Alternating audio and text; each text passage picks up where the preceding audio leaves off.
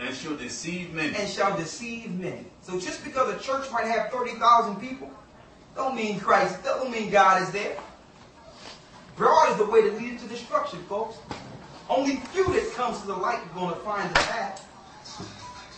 So you might think if you in a church, 20,000, 15,000 people, that Christ is there. No. There's a greater chance you're being deceived.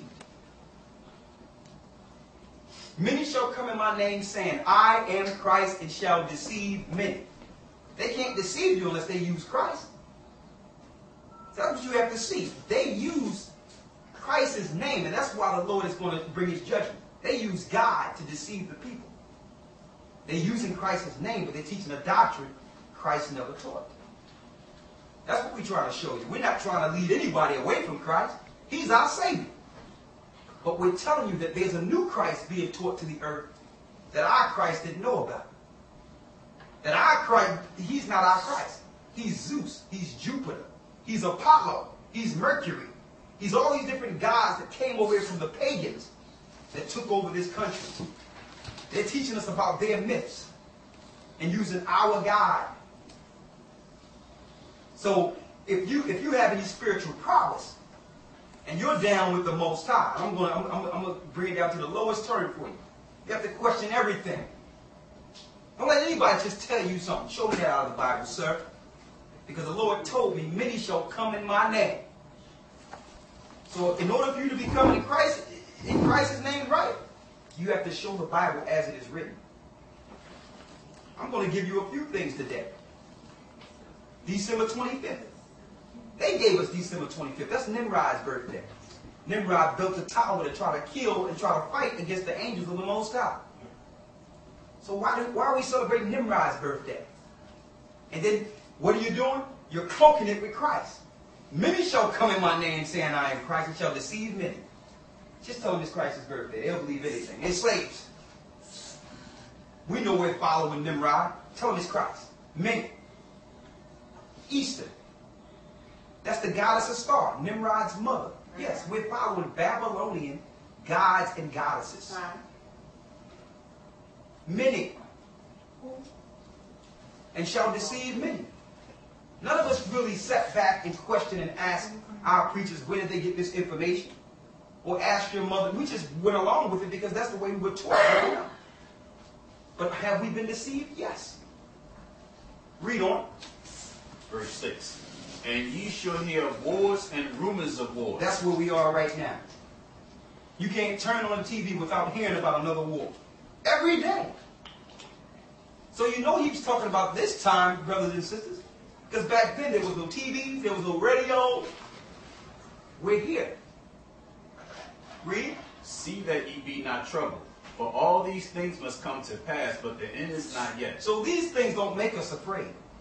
I know that we're following Christ. I know that these things must come to pass, so I'm not upset or I'm not scared. I'm not afraid at all. Because I know this time we win. Even though a lot of us are not going to make it through this, we win. This is the end of our servitude. This is it.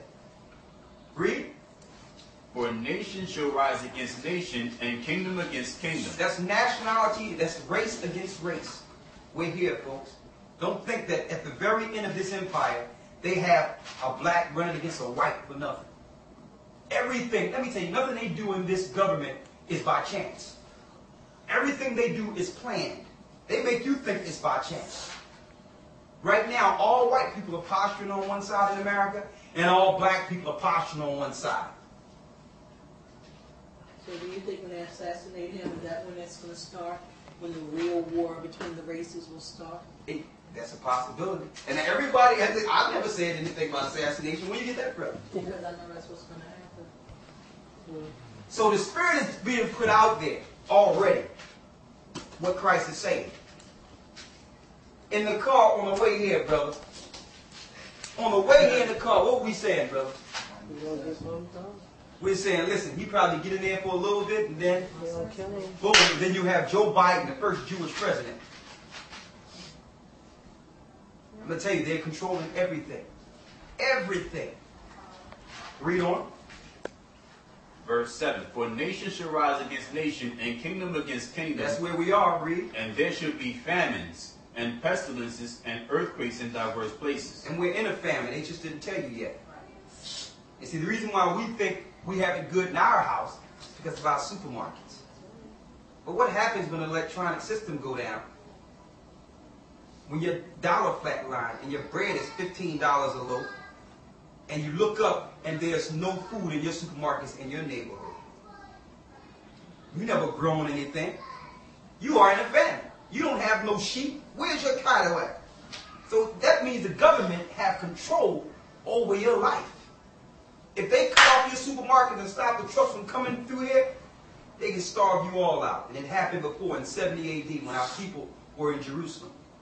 They encamped around Masada for 7 years, didn't let no food or water up, and they starved our people. The women were eating their own children. So the same Roman system that they set up back then, it's set up here. We have to control their monetary system. We have to control their food consumption. Banks and supermarkets.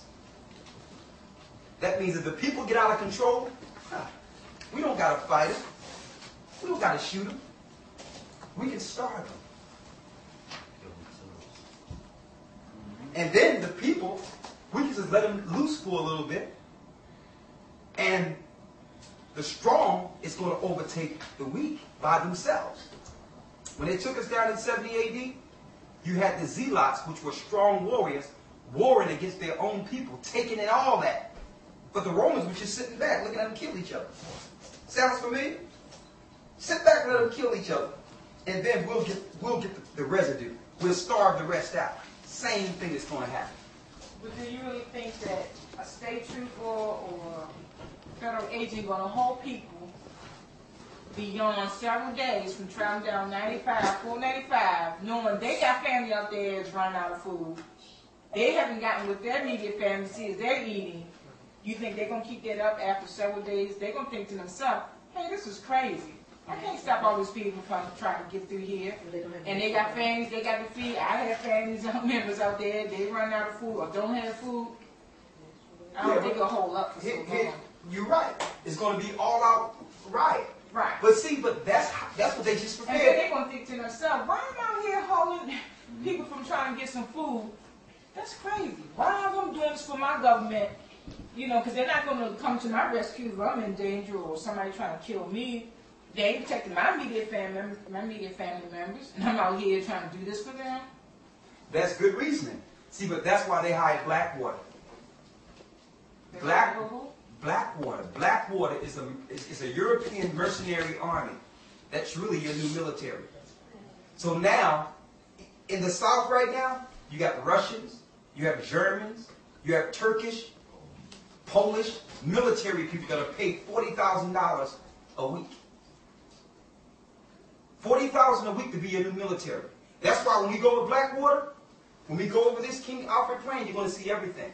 They realize that some of our people and some of the people within the government will rebel. So they hired police or army from the other countries and brought them to our shores. And while they don't have no connection to us, matter of fact, they hate us.